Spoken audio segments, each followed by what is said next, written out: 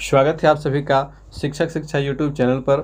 मैं निरंजन कुमार आप सबों का बहुत बहुत स्वागत करता हूं आज के इस खास वीडियो में। और आज के इस वीडियो में मैं चर्चा करूंगा बिहार डीएलएड 2022-24 सत्र में नामांकन के लिए जितने भी प्रतीक्षारत अभ्यर्थी थे उनके लिए एक बड़ी खुशखबरी निकल करके आ रही है। और आपकी खुशखबरी ये है कि बिहार सरकार ने बीएसईबी ने जितने भी मान्यता प्राप्त सरकारी एवं गैर सरकारी कॉलेज हैं जिन्हें मान्यता दी गई है डीएलएड के नामांकन हेतु, उनकी सूची को जारी कर दिया है।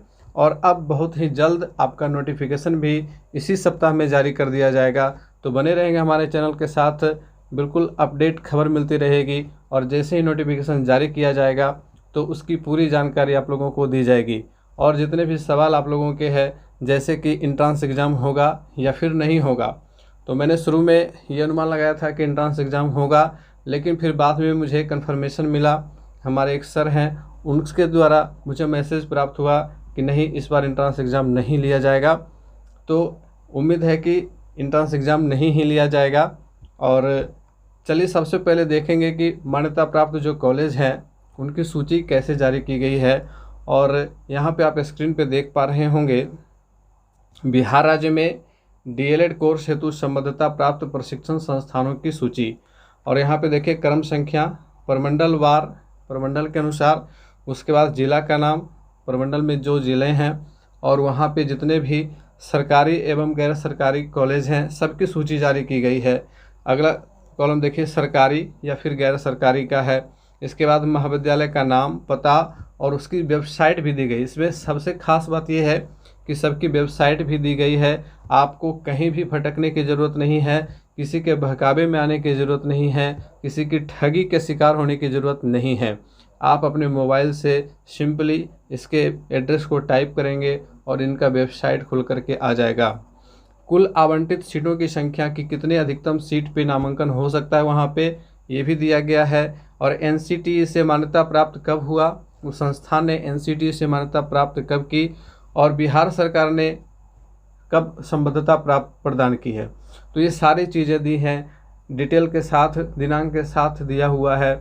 और मैं यहाँ पे बता दूँ कि जो मान्यता प्राप्त संस्थान होते हैं, एक बार जब उनको मान्यता मिलती है तो वह मान्यता 5 वर्षों तक मान्य होती है। 5 वर्षों के बाद उनको फिर से रिन्यूएबल कराना होता है। तो ये सारी चीज़ें हैं। और एक एक करके सभी कॉलेजों के यहाँ पे लिस्ट के नाम पढ़ करके सुनाना समझाना बहुत ही मुश्किल काम है।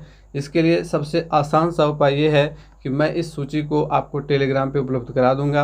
आप हमारे टेलीग्राम चैनल से जुड़ें, वहाँ पे आपको ये सूची उपलब्ध करा दी जाएगी।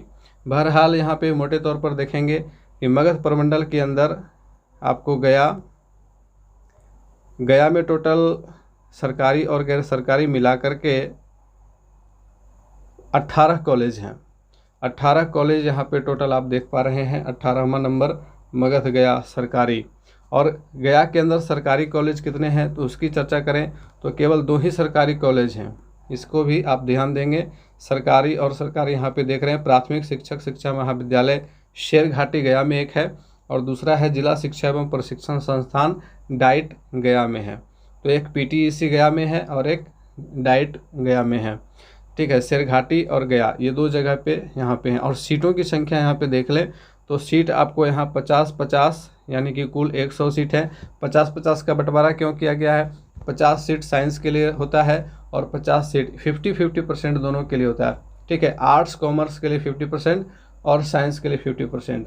तो अगर कुल सीट 100 हैं तो उसमें से 50 सीट चला जाएगा साइंस में और 50 सीट चला जाएगा आर्ट्स में।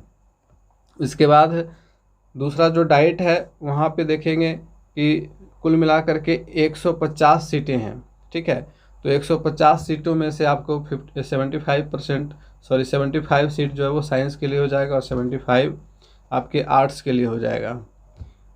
तो इस प्रकार से सीटों की संख्या भी यहाँ पे दी गई है। सबसे अच्छी बात यह है। और आप अपने मार्क्स के अनुसार से आप अपना मेरिट देख लें। मैंने पहले भी बताया था पहले के क्लास में कि किस प्रकार से मेरिट के आधार पर एडमिशन होगा, तो आपका मेरिट कितना होना चाहिए। आपने नहीं देखा है तो इस वीडियो को देख लेंगे। इस वीडियो में मैंने पूरे डिटेल से बता दिया है कि आपको कितने मार्क्स होने चाहिए कैटेगरी वाइज और सब्जेक्ट वाइज। साइंस का अलग मेरिट बनता है, आर्ट्स कॉमर्स का अलग बनता है। तो कितना परसेंटेज आपको मार्क्स होने चाहिए ये मैंने इस वीडियो में बता दिया है। तो इस वीडियो को जब आप पूरा वॉच करेंगे तो आपको समझ में आ जाएगा कि कितने मार्क्स आपके सेफ जोन में आते हैं। उसके अनुसार से अगर आप बॉर्डर लाइन पर हैं, मतलब कि आप उस क्राइटेरिया को फुलफिल पूरी तरह से नहीं कर पा रहे लेकिन वहाँ पहुँच पा रहे हैं, तो आपको अधिकतम कॉलेज में अप्लाई करने की ज़रूरत होगी। एक बात और भी, आप पे बहुत सारे स्टूडेंट सवाल पूछते हैं कि सर कितने कॉलेज में अप्लाई किया जा सकता है। तो आप अधिकतम कितने भी कॉलेज में अप्लाई कर सकते हैं, उसका कोई लिमिट नहीं है। इसमें आपका जितना आप देख लें कि आप कितने कॉलेज में अप्लाई कर सकते हैं, कहाँ पे आप एडमिशन लेंगे तो आपको सुविधा होगी क्लासेस करने की, क्योंकि यहाँ पे एडमिशन होने के बाद 85% उपस्थिति अनिवार्य होती है कॉलेज के अंदर, आपको क्लास करना होता है। तो वो सारी सुविधाएं आप देख लेंगे।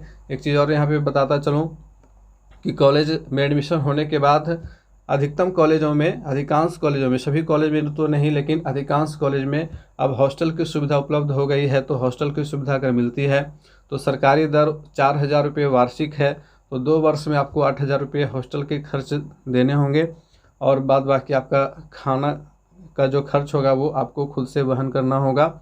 अगर मेस की सुविधा है वहाँ पे कॉलेज के अंदर तो मेस में कम चार्ज पे खाना मिल जाएगा आपको। वैसे यदि आप खुद से अपना खाना बनाते हैं तो उसका वहन आपको खुद करना पड़ेगा।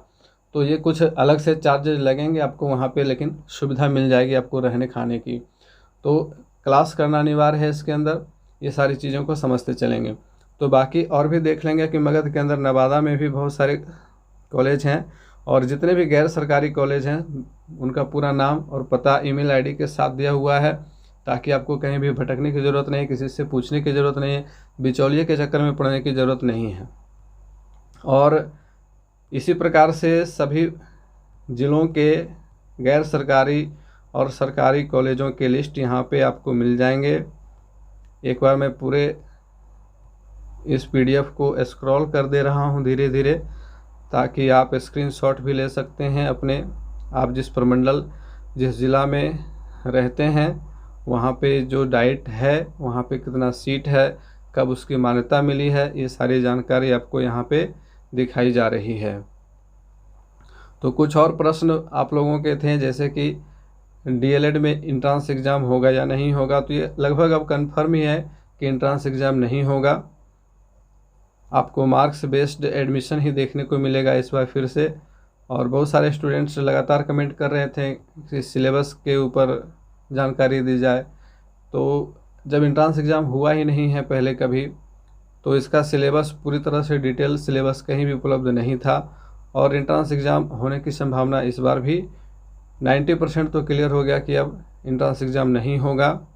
अगर इंट्रांस एग्ज़ाम होना होता तो अब तक आना चाहिए था, क्योंकि इंट्रांस एग्ज़ाम के लिए भी टाइम चाहिए और जून तक एडमिशन कंप्लीट हो करके 1 जुलाई से सेशन स्टार्ट हो जाता है, ये भी चीज़ है। तो इतनी जल्दी अगर इंट्रांस एग्ज़ाम अगर लेना होता तो आपको फरवरी या मार्च में ही नोटिफिकेशन देखने को मिलता। लेकिन चूँकि अब अप्रैल आ चुका है तो इंट्रांस एग्ज़ाम की संभावना बिल्कुल ख़त्म हो गई है।